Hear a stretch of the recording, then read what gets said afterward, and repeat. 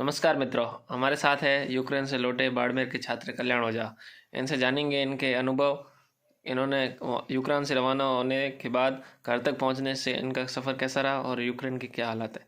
हाँ तो कल्याण, सबसे पहले अपना परिचय देकर, और जब आपको ये खबर कब मिली और उसके बाद आपने क्या सोचा और कैसा रहा पूरा सफ़र, हम आपसे जानेंगे। जी जरूर। मेरा नाम कल्याण ओझा है। मैं यूक्रेन में इवानो फ्रैंकोविस्क नेशनल मेडिकल यूनिवर्सिटी में प्रथम वर्ष का छात्र हूँ। अब मैं दिसंबर 15 को यूक्रेन के लिए यहाँ से मैंने उड़ान भरी थी। वहाँ पर मेरे को करीबन 3 महीने हो चुके थे। यूक्रेन के साथ हमारी इतनी अच्छी बॉन्डिंग हो गई थी कि हम वापस आने का सोच भी नहीं सकते थे। पर हालात ऐसे होने के कारण आप सभी को पता है कि व्लादिमीर पुतिन के द्वारा जो यूक्रेन में तबाही की गई है, उसको मद्देनज़र रखते हुए भारत सरकार की दूतावास ने हमें वहाँ से निकलने का आदेश दिया था। 24 फरवरी को रशिया के द्वारा यूक्रेन के हर क्षेत्र के एयरबेस पर बम गिराए गए थे, जिसमें हमारे इवानो का जो एयरपोर्ट है वहाँ पर भी बम गिराया गया था। वो एयरपोर्ट मेरे फ्लैट से करीबन 4 किलोमीटर की दूरी पर था। उसके बाद जो हमारे रिहायशी इलाके में डर का माहौल हो गया था और करीब सुबह 6 बजे से लेकर शाम को 10 बजे तक कर्फ्यू ही रहता था। कोई भी बाहर नहीं जा सकता था और स्थानीय पुलिस भी वहाँ पर चौकसी के लिए तैनात रहती थी। हाँ तो कल्याण, एक बात बताइए, जब आप यहाँ से गए तब और अब जब वहाँ से निकले तब के क्या मंजर था। देखो, 24 तारीख को वहाँ पर 24 फरवरी को इवानो पर बम गिरा था और एम्बेसी के टच में ही थे हम, तो एम्बेसी ने हमें वहाँ से निकलने का आदेश दिया था। उस आदेश के बाद यूनिवर्सिटी ने हमारे लिए 40 बसें करवाई। उस 40 बसों से हम पहले रोमानिया बॉर्डर के लिए रवाना हो गए। रोमानिया बॉर्डर के लिए रवाना होते समय रास्ते में हमें ट्रैफिक, वहाँ के स्थानीय लोगों द्वारा इतना ट्रैफिक था कि हमें बीच रास्ते में ही छोड़ दिया गया था। करीबन बॉर्डर से 20 किलोमीटर पहले ही हमें वहाँ पर छोड़ दिया गया था। अच्छा। फिर 20 किलोमीटर हमने पैदल सफ़र किया रोमानिया बॉर्डर पर। रोमानिया बॉर्डर पर पहुँचते पहुँचते हमें करीबन रात को 7 साढ़े 7 के आसपास हम पहुँच गए थे। वहाँ पर 8 बजे करीबन स्नोफॉल शुरू हो गई थी और वहाँ पर हज़ारों की तादाद में जनता थी। स्टूडेंट्स थे मतलब। स्टूडेंट्स थे वहाँ के, अलग कंट्री के भी स्टूडेंट्स थे। अच्छा, तो रोमानिया बॉर्डर क्रॉस करने के लिए आपके लिए वहाँ के लोकल प्रशासन ने आपकी कितनी हेल्प की, इंडियन गवर्नमेंट का कितना सपोर्ट रहा, वहाँ के एम्बेसी ने आपके लिए क्या किया। इंडियन एम्बेसी ने हमारी बहुत मदद की थी वहाँ पर। पहले तो मैं बताऊँ आपको, हमने बॉर्डर क्रॉस करने में हमारी कितनी कठिनाई, पहले मैं वो बताऊँगा आपको। बॉर्डर क्रॉस करने के लिए वहाँ पर हज़ारों की तादाद में स्टूडेंट थे, मैंने आपको बताया। उस बॉर्डर क्रॉस करना हमारे लिए बहुत बड़ा टास्क था। उसको कैसे क्रॉस किया वो हमें ही पता है, और उस हालात में हमने कैसे सर्वाइव किया वो भी हमें ही पता है। 12-12 घंटे हमने वहाँ खड़े रहकर बिना कुछ खाए पिए उस ठंड में हमने बॉर्डर क्रॉस किया। फिर इंडियन एम्बेसी ने हमारे लिए रोमानिया शेल्टर्स तक बसें तैनात की थी। करीबन वो 40-50 बसें थी हम इंडियंस के लिए।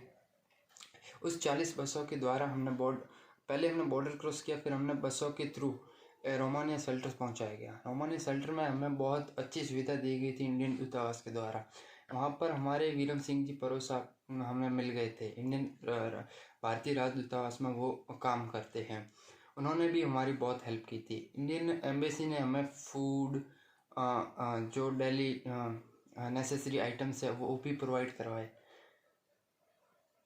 तो एक जो न्यूज़ में चल रहा है इंडियन फ्लैग आपके लिए हाँ कितना सपोर्टिव साबित हुआ, जरा दर्शकों को बताएंगे। जी, मैं भूल गया था, मैं आपको बताना चाहता हूँ। इंडियन फ्लैग हमारे लिए बहुत ही लाभदायक वहाँ पर साबित हुआ था। इंडियन फ्लैग इन पहली बात, भारतीय राजदूतावास ने हमें वहाँ यूक्रेन से निकलने से पहले हमें चेतावनी किया था कि आपके पास इंडियन फ्लैग होना ज़रूरी है। तो हमने इवानो फ्रैंकोविस्क में ही इंडियन फ्लैग्स का वो कर दिया था। इंडियन फ्लैग्स को हमने हमारे बैग पर चिपका दिया था और हमारे हाथ में भी था। हमारे पास 2 इंडियन फ्लैग्स थे। फिर जब हम रोमानिया बॉर्डर पहुंचे थे तो वहाँ की जो आर्मी थी उन्होंने हमारे पास इंडियन फ्लैग देखते हुए हमें फटाफट एंटर करवाया और फिर हमें रोमानिया बसेस में प्रवेश दिया।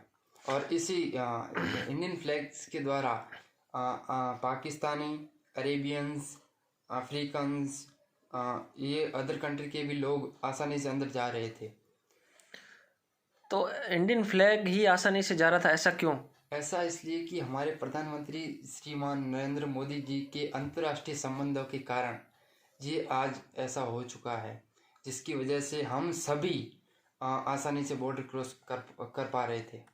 जैसा कि आज खबर न्यूज़ में चल रहा है कि मोदी जी ने इंडियन स्टूडेंट के एवोकेट के लिए सीज फायर करवाया वहाँ।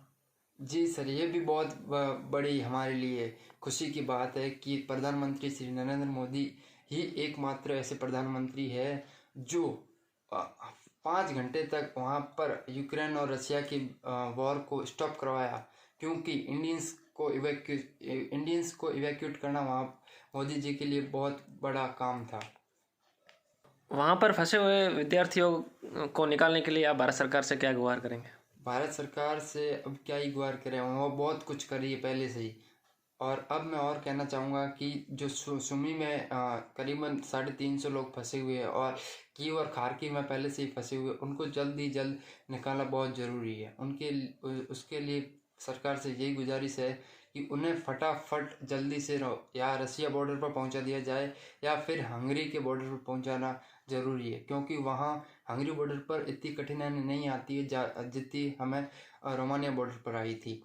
इसलिए सरकार से गुजारिश है या तो रसिया बॉर्डर पर उन्हें भेज दिया जाए या हंगरी बॉर्डर पर। भारत सरकार के ऑपरेशन गंगा के द्वारा आप सुरक्षित अपने घर पहुंच गए। जी देशवासियों के लिए क्या संदेश? देशवासियों के लिए यही संदेश है कि इंडियन गवर्नमेंट जितना भी कर रही है वो बहुत कम है। कुछ लोग तो ऐसी अफवाह फैला रही है कि वहाँ पर भारतीय राजदूतावास कुछ कर ही नहीं रहा है। ये बहुत ही बड़ी गलत फहमी। ऐसा क्यों कर रहे लोग? जब 20,000 विद्यार्थियों में से करीबन 13,000 विद्यार्थी वापस लौट आए तो वो किसकी बदौलत? भारत सरकार की बदौलत है। तो मैं देशवासियों को ये कहना चाहूँगा कि कृपया करके ऐसी अफवाह ना फैलाएं और सरकार का जितना समर्थन हो सके इतना समर्थन दें। अपने भविष्य की पढ़ाई के लिए भारत सरकार से क्या मांग करेंगे?